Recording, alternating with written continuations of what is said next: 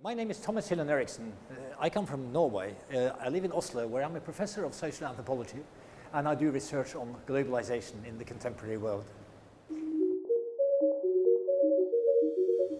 Well, my big idea is the concept of overheating, which should not be understood as dealing mainly with climate change, although that's part of it. Overheating is about accelerated change in general, and I think we've all noticed, but it hasn't been studied systematically, that it is as if change, which has always been with us as part of the modern world, has somehow accelerated in the last 25 years. So things are taking place now at a much faster speed and also often on a much larger scale than before.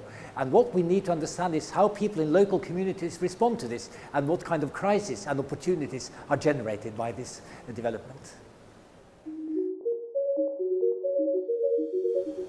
Obviously, it's hard to, and it's risky to give policy advice, but sometimes we end up on that slippery slope and we end up doing policy advice anyway.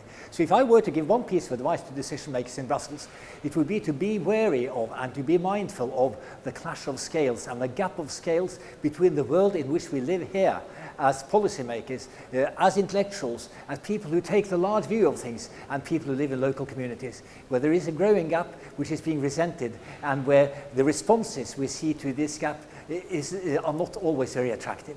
So be more mindful of this and think perhaps more in terms of decentralization and empowerment.